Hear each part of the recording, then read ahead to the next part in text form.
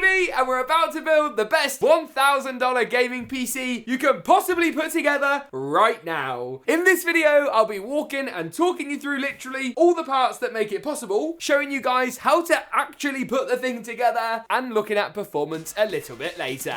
Let's do this. Ready, set, go.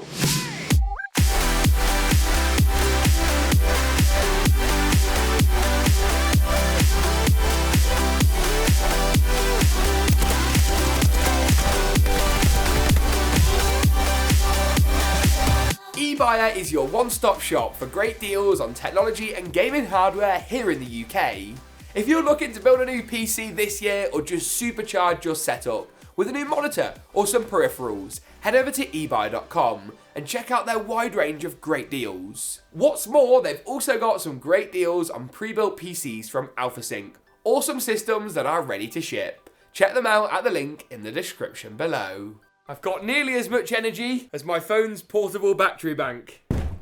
Marvellous, marvellous, marvellous. Let's kick things off by taking a look at the GPU and the CPU combo first of all. These are the two components which are going to have the most detrimental impact on your system's gaming performance. Picking out a well-balanced GPU and CPU is crucial, as spend too much money on one and you will scrimp too much on the other. Make sure you get parts that really complement each other, which is what we've gone for in this build. The AMD RX 6650 XT for our GPU and Ryzen 5 5600X for our CPU. Now the 6650 XT is actually one of AMD's good value cards. Cards like the 6750 XT sort of sit in no man's land, and their more powerful 6800 XT also doesn't really have that much of a place in the market. This card, on the other hand, is actually more powerful than an RTX 3060, but will cost you less money, and while it falls short of the 3060 Ti, it's a piece cheaper than that more expensive Nvidia GPU. This is also a card that only got released back in, I want to say, like March or April, making it one of the newest GPUs on the block, and also ensuring it's not going to be particularly out of date anytime soon. This ASUS dual version of the card has two fans for plenty of cooling, a single 8-pin power connector, and a nice metal backplate, which sounds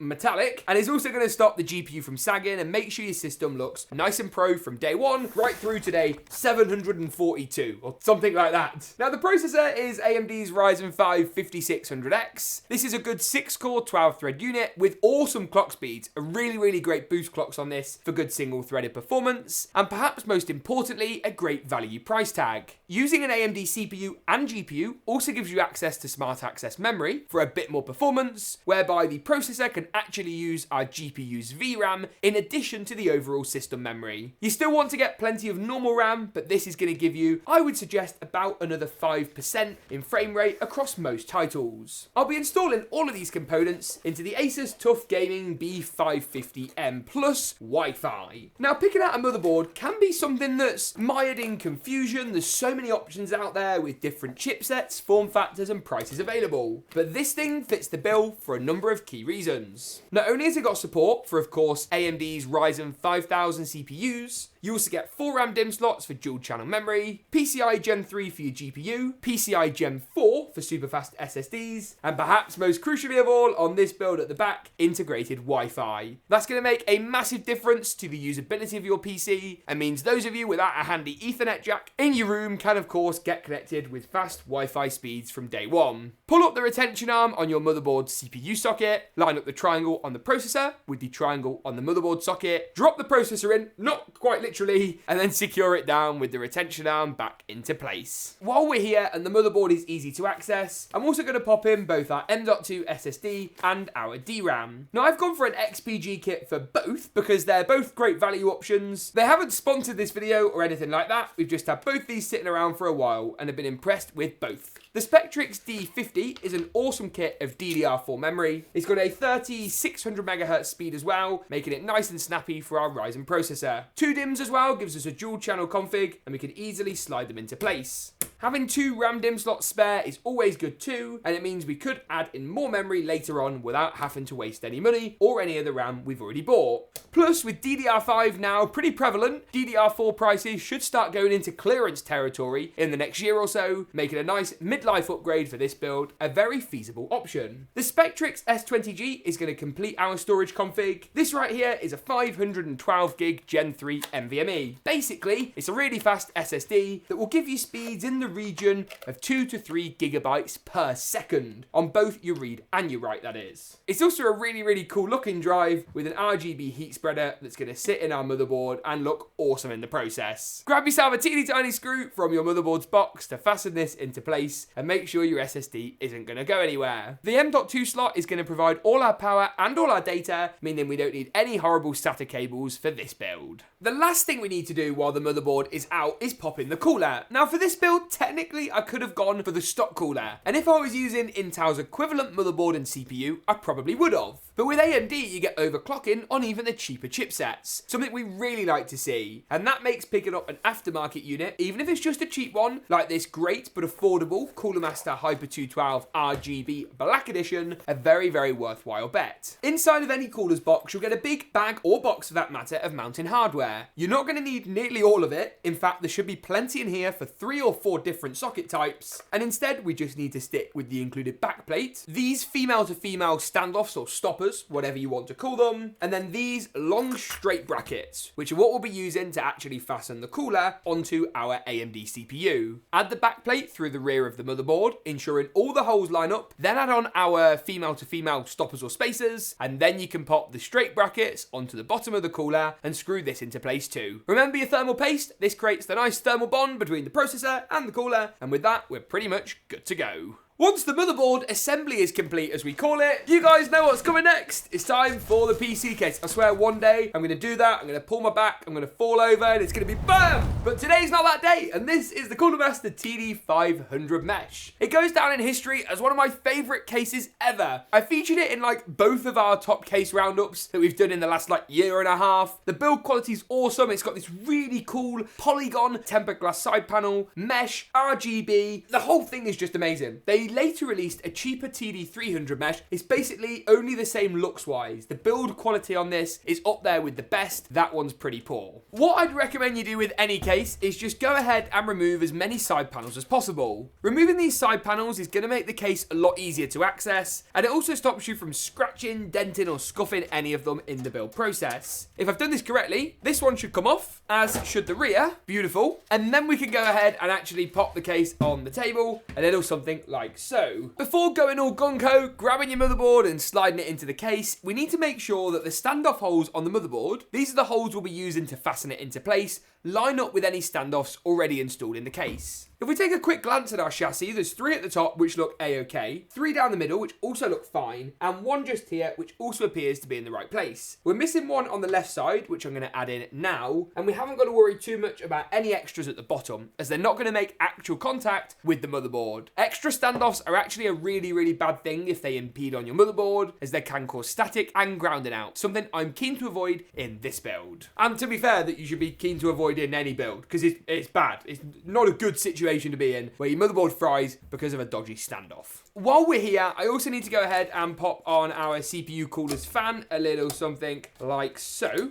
Here we are, and we're going to thread any of those excess cables through the top of the build and cable manage that properly a little bit later. For the next stage of the build, all we then need to do is install the GPU. I talked in detail about this card earlier, and we'll be looking at some proper gaming benchmarks shortly. In short, it's an awesome option for a build like this, and it's going to do a great job of giving us those top tier frame rates in all the latest titles. Looking at the rear PCI lanes, they've already been removed in the right places, so all I've got to do is go ahead and slide the card in. He says I've removed the wrong PCI lanes. Looking at the ones at the back, the top 2 have been taken out, but it's actually the second and third we need to remove for this build. So I'm going to go ahead and do that, and then slide the GPU in. There we are, that's a little bit better, isn't it? We can screw that in, and we're going to give that power in just a moment with our next component, the power supply, Cooler Master's MWE 650 Gold. Now this unit's got a fully modular design, meaning you only go ahead and plug in the cables you actually need, having to keep cable clutter to a minimum, and it's 80+ Gold certified, as the name and the packaging suggests in multiple places. What that means is that the power supply is very efficient and is going to waste as little of the energy coming from your wall as possible. We're going to go ahead and plug up a motherboard, CPU and GPU power cable to the power supply, then plug these cables up to the respective places on the motherboard, the top left, the right hand side, and then of course at the front on the GPU, before screwing the whole power supply into the rear of the case. Nice and easy. And then we're ready to boot the system up to see just how it performs, but first of course how it looks in an epic GeekaWhat montage. I'll see you in a sec for the benchmarks, but first it's montage time.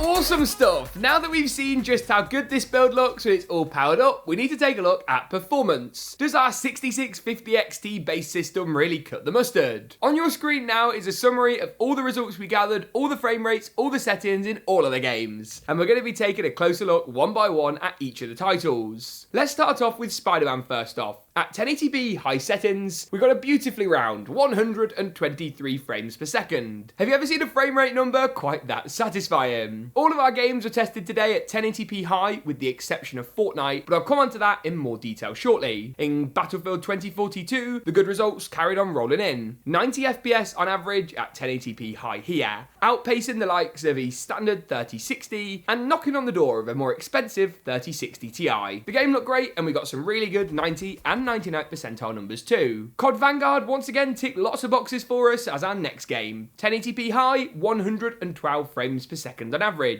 Very, very good 90 and 99th percentiles here. These are the numbers which show just how much our frame rate actually deviated. Moving on through to Apex Legends, here we achieved 175 FPS. That's astonishing for Apex, by the way, at 1080p high, and had a really, really playable, dare I say competitive gaming experience with more than enough frame rate to saturate a 165Hz monitor or above. The good results carried on rolling through into Fortnite, where at 1080p competitive settings here, we went even higher than at Apex, with 191 FPS on average. Nearly 200 frames per second to be precise, in a game that frankly looked awesome. Competitive settings is when you tune everything down to low except the render distance, which you set at far to give you the most competitive edge when it comes to gaming performance. Finally, we also tested a little bit of Warzone, 1080p high settings once again. Here we achieved 146 FPS on average. 90 and 99th percentile results were solid too, in a game that gave us overall some really, really great mileage. All of the games that we tested today performed really well, rounding off our performance suite for the 6650 XT, and for that fact, the whole video. If you enjoyed it, make sure to get subscribed. Thanks for tuning in, and as always, we'll see you in the next one.